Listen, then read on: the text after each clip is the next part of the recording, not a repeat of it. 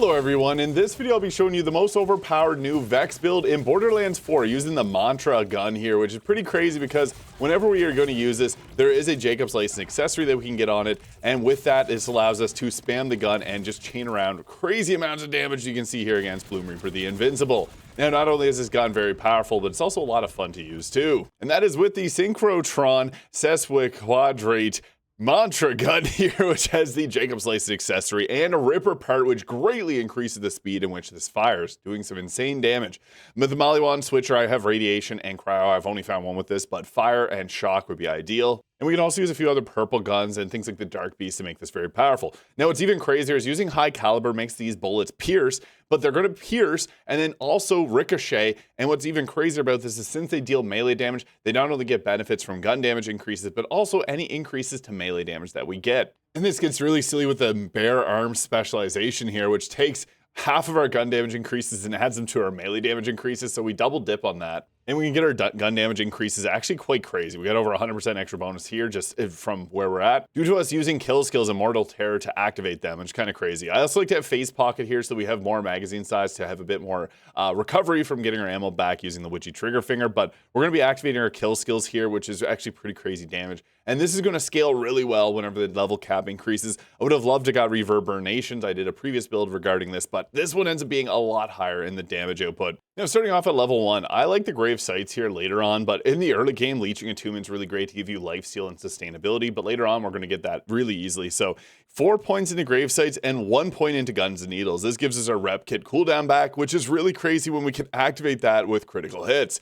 I'd also recommend at this point to take Grave Implements, which is a kill skill, which gives us 20% more gun damage every time we get a kill with max 3 stacks, which will then turn to 6 stacks using Grave Power. This is crazy because it scales off of a lot of other skills too, including like Grave Sights and others.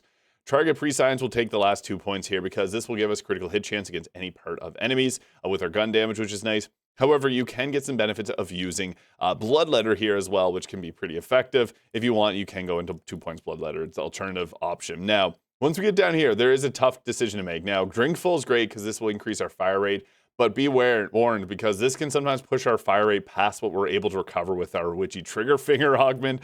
So yeah, depending on how fast you can get that off, I would recommend sometimes even switching and using Keen Mind.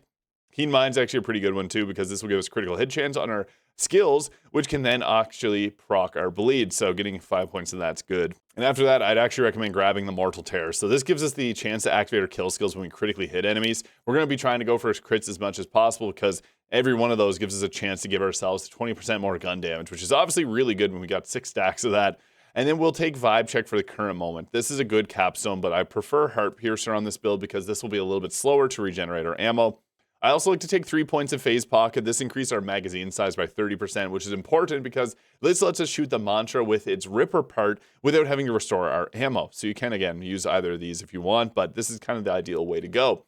After this, I like to come over to the Ars Arcana. Like, getting more health, regeneration, and capacity is good and all, but the skill damage actually increases this, and it also increases our blood letter. Anything that's in the orange writing is going to get a buff to this here, so that's great.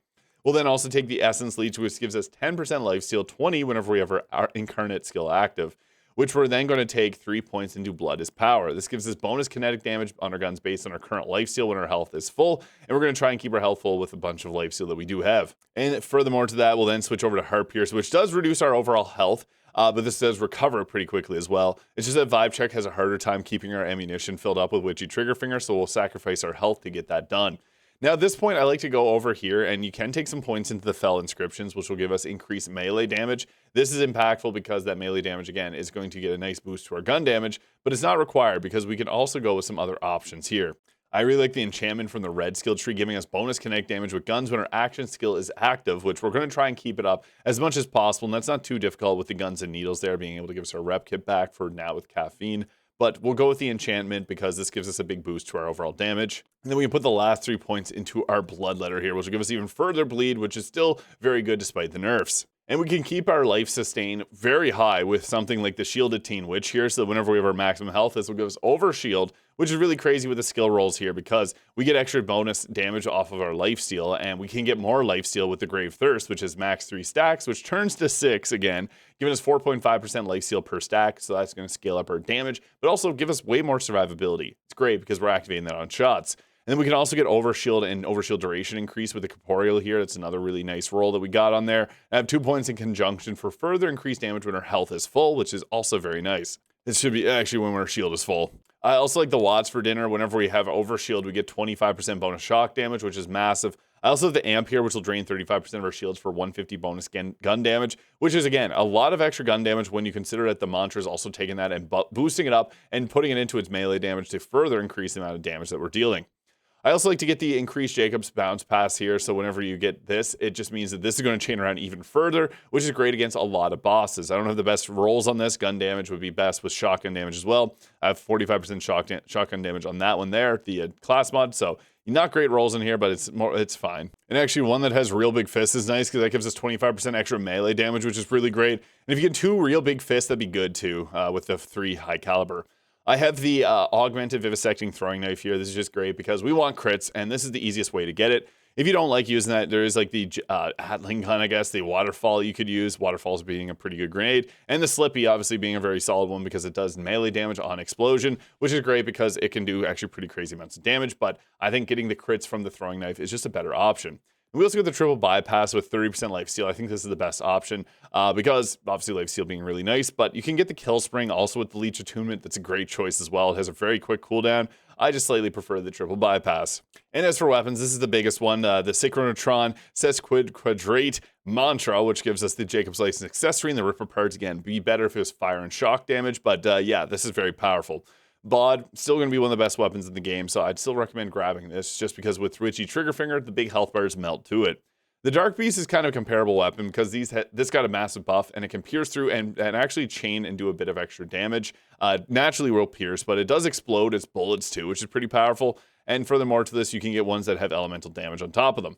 I also have the Rugaru here, which is a Jakobs, it is Jakobs, and it's Torglace and Sticky magazines purple. It's actually pretty crazy damage. TK's Wave being another really nice one. If you can get with the Ripper parts, that's a pretty solid option that you got there. I also like the Rainbow Vomit for another weapon. Even the Rowdy Rider can be pretty effective for the chaining around of multiple bullets. There's a lot of mantras that don't have the Jakobs license accessory, but you can see there, the DPS from this one's 3,000, this one's 7,000. That is partially due to the Ripper giving it a fast fire rate as well, but I also like the Rooker on this build as well. The GMR can work, and the Stray Sniper is never a bad option, but I think the Mantra is kind of the one you want in your hands most times. And as mentioned, we want to have 3 points into high caliber. When they pierce, this means that it can pierce through, ricochet, and pierce through, ricochet on another target. That's really nice. I also like the 2 points of real big fist, giving us a 50% extra gun damage, which is very good.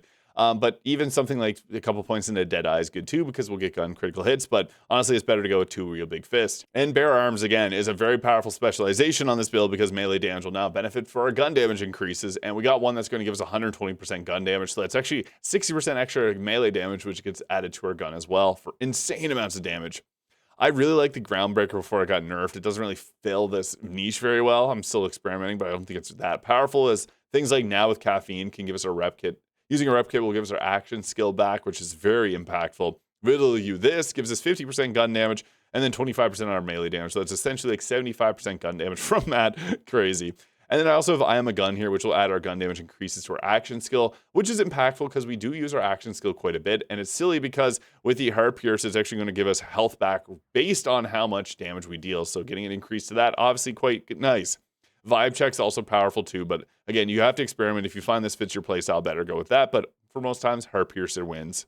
And you can see here, the damage from this is actually pretty insane. We got to get a flow going with our Heart Piercer so we can continually get the ammunition back. But once we get ripping, like you see here, it just melts health bars in Ultimate Vault Hunter 6. It's absolutely silly.